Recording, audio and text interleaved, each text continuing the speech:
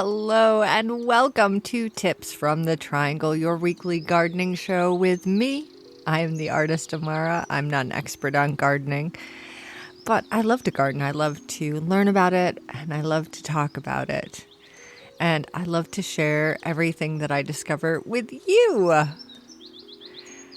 right, let's begin, as we begin every show now, with a nice deep breath. Are you ready?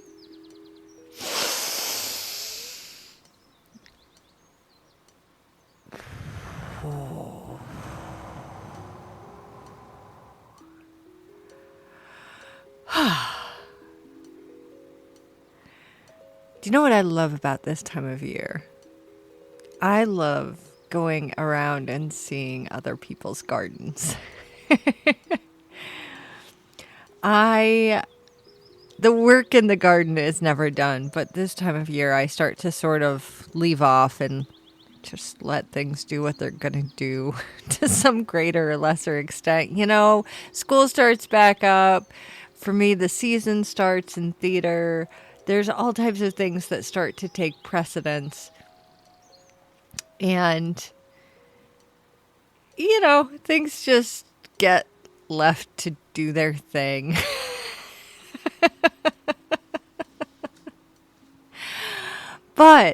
But as I'm going around, as I'm going to new places, as I'm choosing to drive down this street instead of that street that I usually drive down, I drive down a different street, I get to look and enjoy the gardens everywhere. And this year in particular, I've been really fortunate that I've been spending a lot of time on Binghamton University campus. I'm a graduate student now. I know, it's crazy. But I've been spending a lot of time walking from building to building, and even over the summer I spent some time just sort of wandering around and acquainting myself with the campus. And one of the things that I noticed in particular was how pleasant their gardens are. They're not effulgent, they're not crazy, they're not, insanely decadent gardens.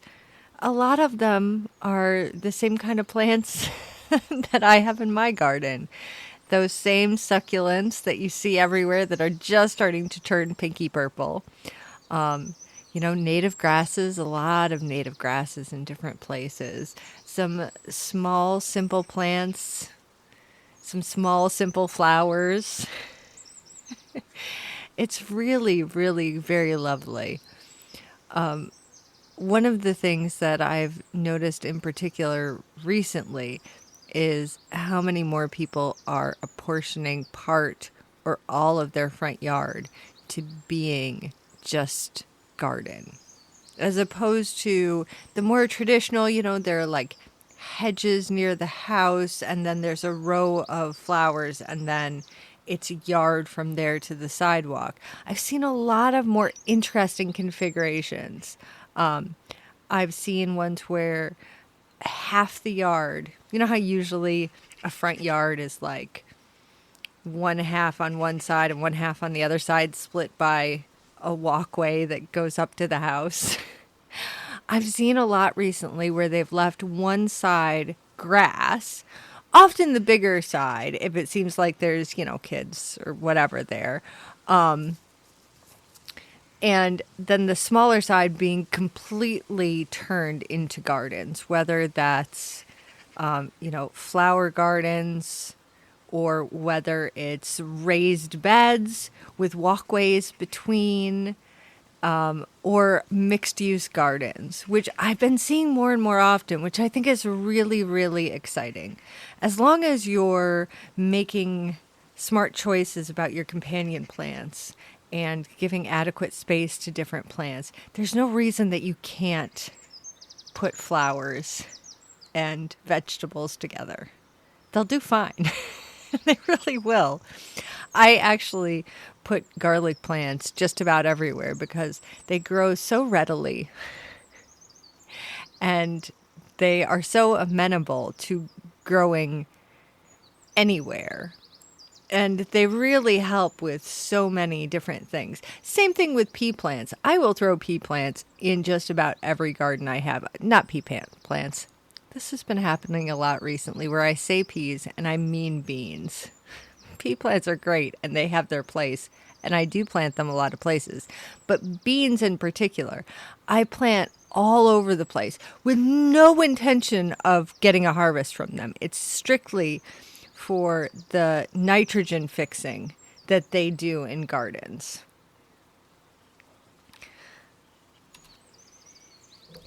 But even if you are planning on harvesting them, there's no reason that you can't put them amid flowers. And in fact, there are a lot of flowers that do very beneficial work in your vegetable gardens. I plant marigolds all over. They're such a helpful plant. They do so much to keep unhelpful pests away, both like rabbits and deers, as well as insects. They're really, really helpful. And that's part of the whole companion planting thing, is that there are certain plants that will help each other by keeping away bugs, by keeping away pests. And there are other companion plantings where they're giving something to each other, such as the three sisters, corn, squash, and beans. They're all doing something specific to help in that cycle. Now this year, I got to the whole cornfield thing late, and my cornfield got really, really small over the last few years. We're expanding it again. But you need to consider your timing. There is a tradition of planting them all at the same time. The tradition that I learned was that you plant in a mound, squash in the middle, corn around, and then beans in between each one, with a fish head was the thing that I was taught. I don't use fish heads to plant, but the idea was a nutrient giving object. And you do these in mounds, which I tried one year and it was reasonably successful. But there were a lot of impractical aspects to it. And I did find that I had a lot more pests that year in terms of like rodents and rabbits and deer. And I don't know if that was incidental. I wasn't at all scientific about this, but I decided to go back to a more, Western rose structure. But in between, I plant the squash and I plant the beans, and I also plant marigolds around the outside. And what I found in both systems was that the squash takes a really long time to start. And because of that, all these weeds kind of take root before they can let out their big leaves and keep the weeds down. So I've given this consideration. I think what I'm going to do next year is I'm going to start all my pumpkins inside early. I've never done that before. I've always started them in the ground. But next year, I'm going to start them inside early, like properly early, so that they've got a really, really good start. I'll pot them up as I go. And that way, when it's time to plant the corn, those pumpkins are already well on their way. And I can plant corn all the way around them, and then they'll grow out from the center. This is my idea. We'll see how it works. But I do think that starting the pumpkins early is going to be key. This year, I had some pumpkins that I genuinely thought I was going to have no pumpkins this year, that they weren't going to start. They took so long to get started. But I do have a couple of little pumpkins out there growing. And we have a plant that is supposed to give like giant pumpkins. And it's flowering now. It's a little bit late, but it's still got a month and a half, 2 months, maybe even longer. And so I'm hopeful. I am ever hopeful.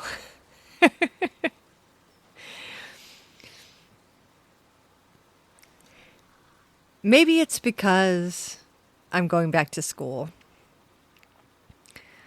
Maybe there's something that shifts in August. Maybe it's seeing the first hint of color on some fire bushes and some trees. But I definitely feel like autumn is on its way. Autumn is coming. Now, I've seen predictions that we are going to have a long, mild autumn and that we might not get late frosts until later this year than we normally do. And as a human being who can't exist in the ridiculous cold that we get here in upstate New York without the assistance of, heaters and blankets and all of the things, I am looking forward to the idea of winter starting later, maybe it being a milder winter. But it's worth noting that impacts a lot of things. It impacts maple sugar production. Maple trees need a good deep freeze in order to start producing maple syrup. Or they don't produce the syrup, they produce the sap. I know this. They need a good deep freeze for ideal sap production. Fruit trees, apple trees in particular, need a freeze. And so while having a milder winter might be good for us, and there are definitely some plants that we have and cultivate here that won't mind and might even enjoy a more mild winter. There are a lot of other things that require a freeze, that need that deep winter in order to survive and thrive.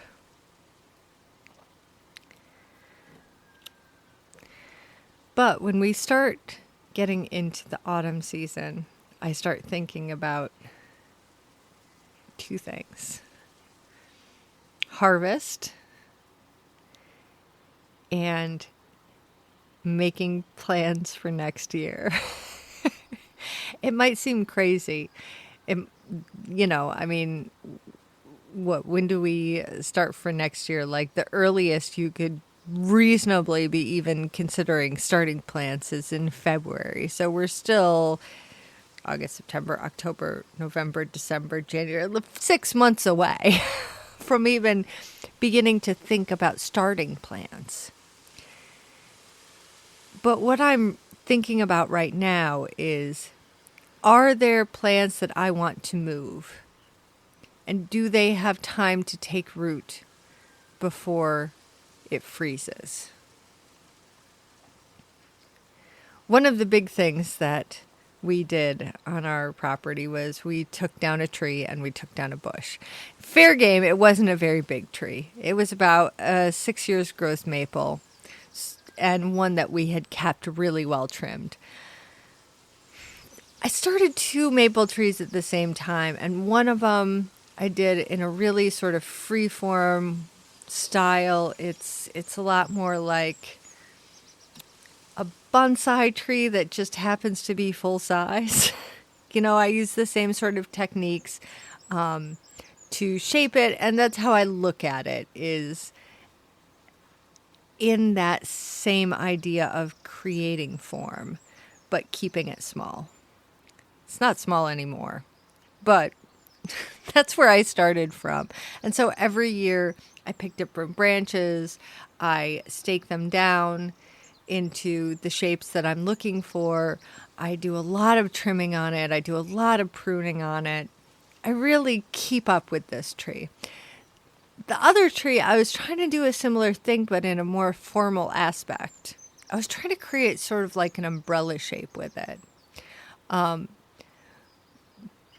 But I just found that I was really never happy with the way it looked.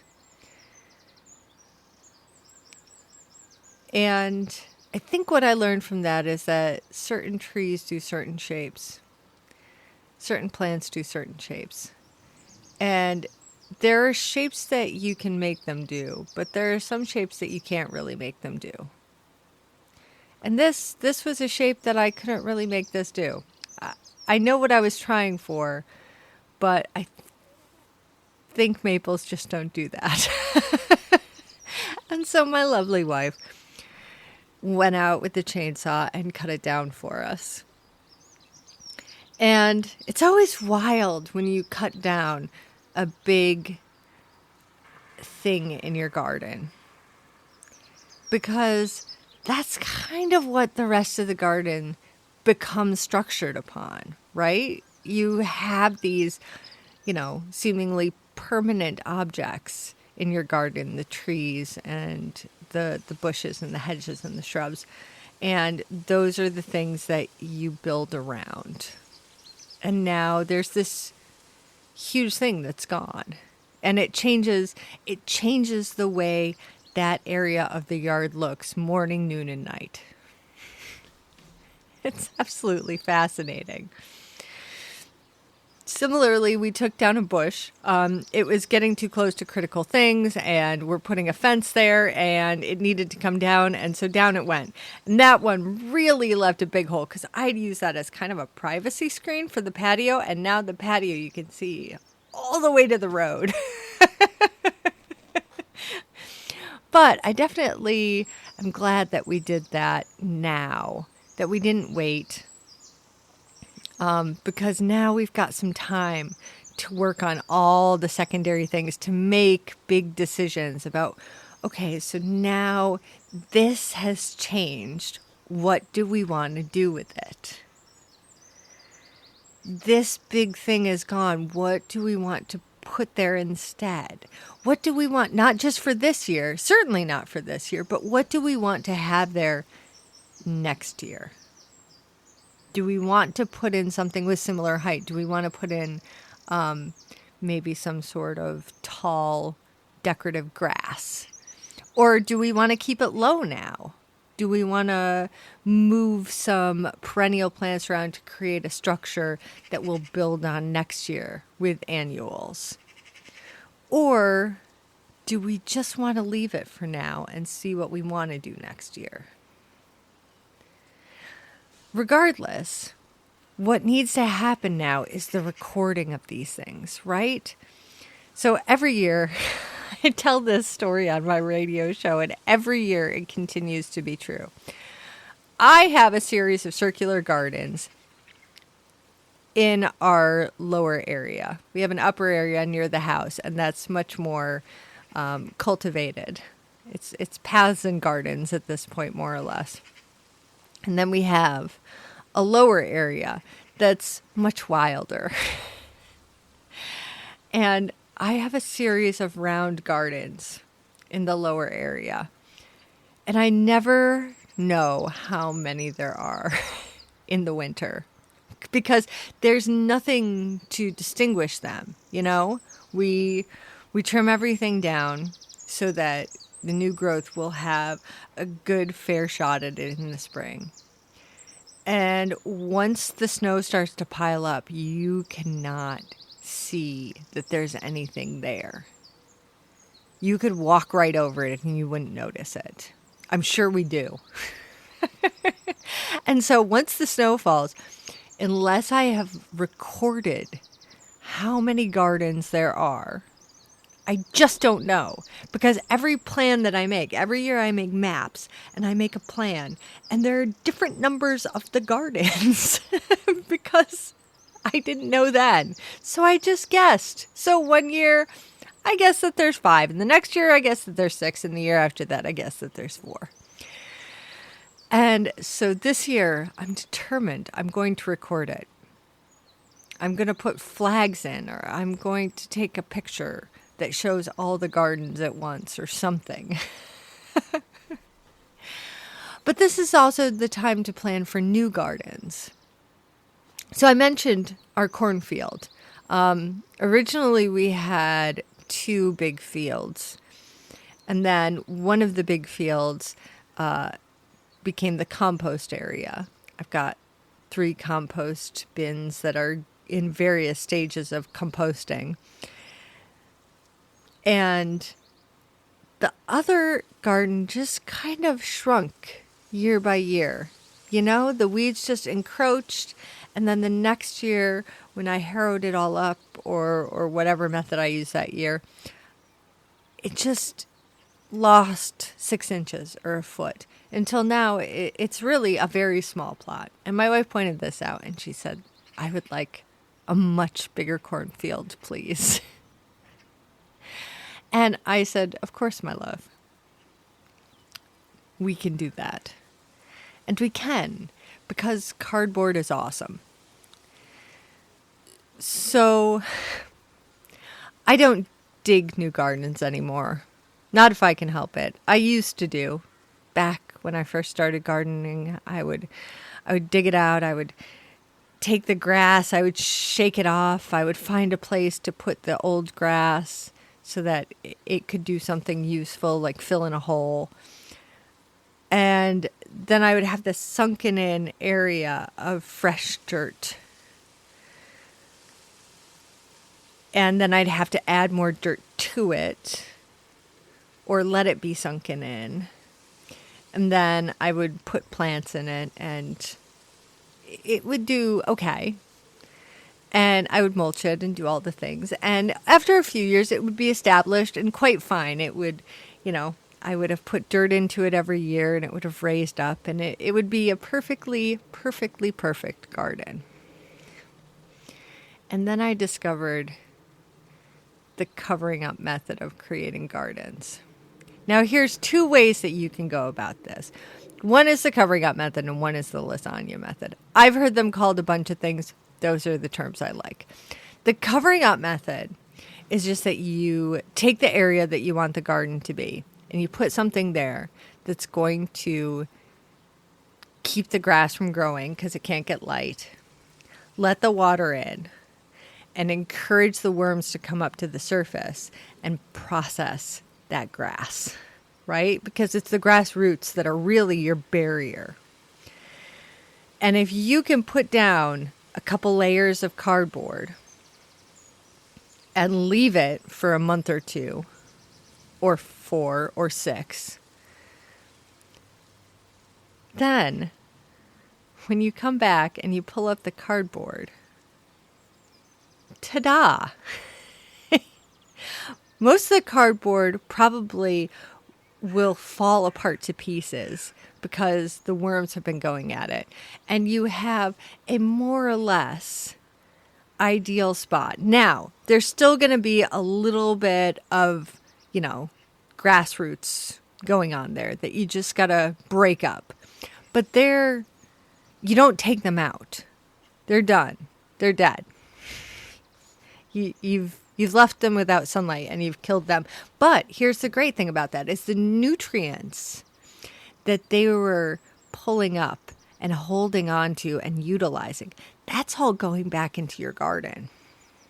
Now, I say pull up the cardboard because a lot of times that's exactly what I do because I'm throwing seeds down. But if you're doing something that's a more structured garden, something where you're putting in perennials or putting in, say corn, you're actually going to move the cardboard just a little bit so that you can create the areas that you're going to plant into and leave the rest of the cardboard there. And that will be your first barrier so that you don't have to use as much mulch. It'll keep the weeds down and it'll work gangbusters. Now, what I love to do, especially in the fall, is put down cardboard and then put leaves over it.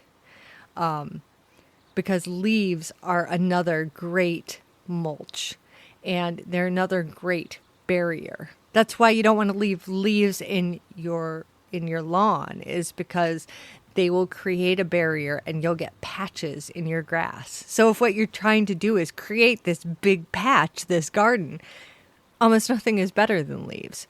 I will say it depends on what kind of leaves you use, whether or not you want to leave them down. I use primarily maple leaves, and they break up relatively quickly, so they're a-okay. But things like oak leaves can take 2 to 3 years to break down. So great for mulch, but ... The lasagna method is similar in that you're using cardboard, but then what you do is you put compost, you put a bunch of dirt, you put a bunch of stuff on top of the cardboard, and then you plant things, boom, right there. You don't make holes in the cardboard, you don't do anything to it. And so what you're doing essentially is building a garden up. And what's going to happen is that cardboard is going to get eaten away. And by the time there's no barrier there anymore, the grass will more or less be completely taken out. And so you're building a garden up, and it will build itself back down. How cool is that? I love nature. It does such awesome stuff. All right, my friends, spend what time you can out in your garden. Touch grass, touch dirt, and no matter what else, keep growing.